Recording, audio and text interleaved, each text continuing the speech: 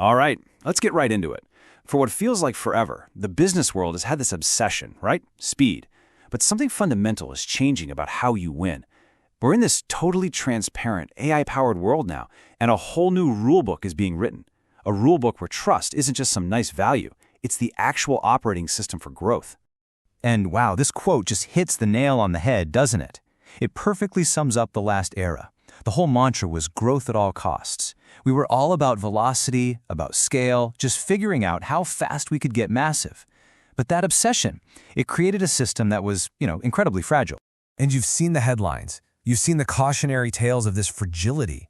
I mean, we all remember WeWork, right? It was this incredible story of hypergrowth, a mind-boggling valuation, and this super charismatic vision. And then, of course, there was Theranos, another one of these super bright, fast-moving companies that was absolutely going to change the world. You start to see the pattern here. Brilliant idea, incredible speed, but the whole thing was built on really shaky ground. And much more recently, FTX. That collapse was just sudden, massive, and a really stark reminder that speed without integrity is basically a ticking time bomb. You see, these aren't just one-off incidents. They're all symptoms of a broken operating model. So it really makes you wonder, right?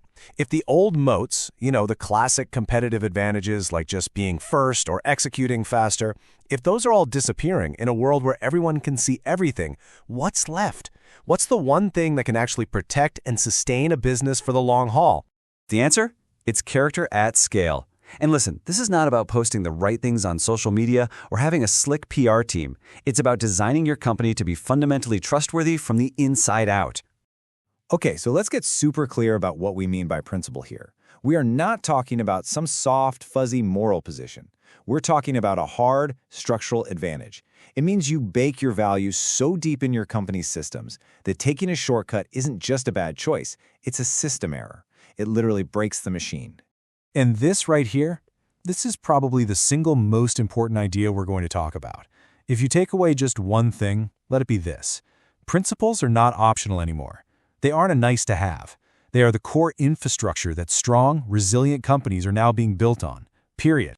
Now this is where it gets really interesting. Look at this breakdown. The old way was all about stated values. The poster on the wall. It's aspirational, it's what we say, and it's great for PR. The new way is operational principles. They actually live in the system. They're architectural. They don't just guide what you say, they literally dictate how you decide. That's the huge leap from PR to genuine velocity. So how do you actually build this stuff? Well, it really boils down to 3 core disciplines. These are the things that take principles from just an idea into a day-to-day operational reality. Okay, first up, clarity. Your team has to know, without a doubt, what the right choice looks like, especially when the pressure's on. Second is consistency. Your principles have to hold up when things get tough, guiding you even when it's the more expensive choice. And third, care. This means really thinking about the impact you have on everybody, your employees, your customers, your community, because at the end of the day, they're the ones who decide if you get to keep operating.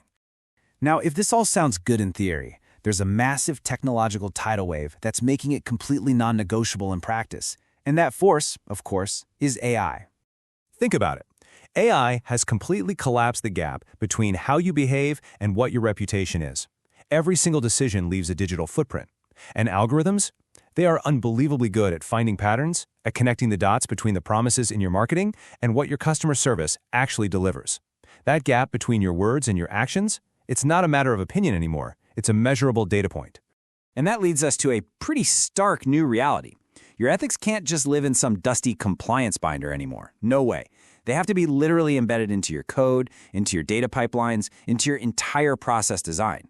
Your algorithms are your values, in action, at massive scale. And for anyone out there still thinking this is some kind of luxury, the data tells a completely different story. Integrity isn't a cost, it's an investment with a huge return. Look at this. High-trust organizations consistently outperform the market. Transparent brands keep their customers way, way longer. And principled companies, they bounce back from a crisis so much faster because they've built up this huge reservoir of trust. All of this also requires a brand new kind of leader. The last decade, we were all obsessed with the visionary, the charismatic founder with that famous reality distortion field. Well, the future belongs to the steward.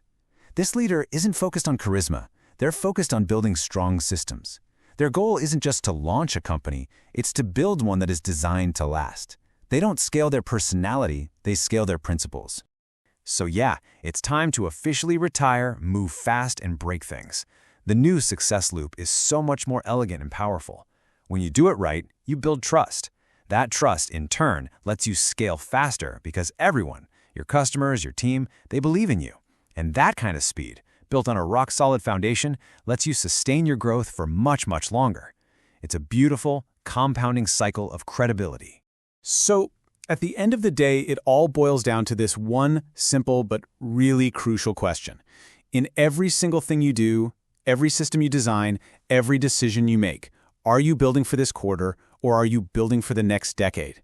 Are you building a bright, fast company that's just destined to burn out, or are you actually building something that will last? That choice, well, it reveals everything.